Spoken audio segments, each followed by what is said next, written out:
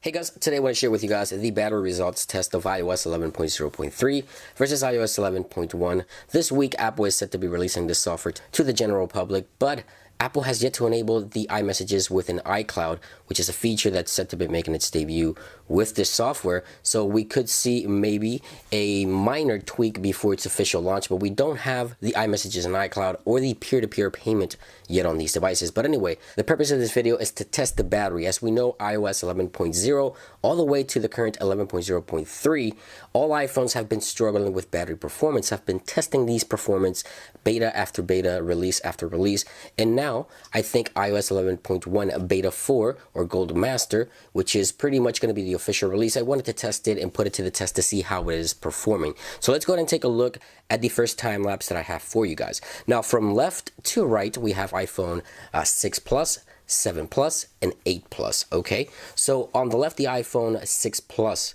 died at 4 hours and 45 minutes. That's going to be iOS 11.0.3.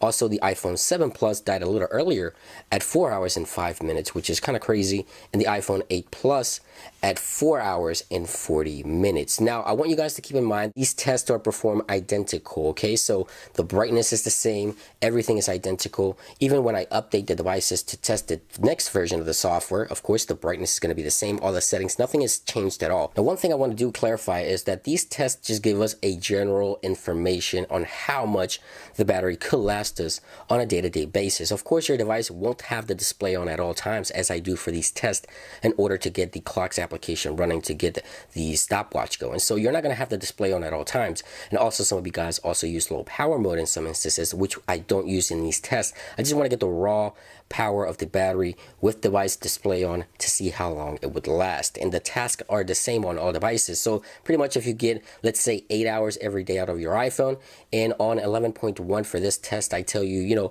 this device gave us an extra 30 to 40 minutes of extra on-screen time, then that means when you update, most likely you will see anywhere from a half hour to maybe 45 minutes of extra on-screen time. It doesn't mean that it's going to last 4 hours as you saw on this video, because the display is on, as I mentioned, the brightness is up, and it's currently running. So just keep that in mind. So here's the second time lapse, again from left to right: iPhone 6 Plus, 7 Plus, and 8 Plus. Now the first device to die on 11.1 was the iPhone 7 Plus with 6 hours and 50 minutes of on-screen time, which beats the previous time by 2 hours, approximately 2 hours and a half approximately, that you can get out of 11.1 versus previous versions. On the iPhone 6 Plus, 7 hours and 40 minutes, which also beats the previous by a good 3 hours or so. So you're going to probably get a good 2.5 to 3 hours of extra on-screen time when you update to iOS 11.1.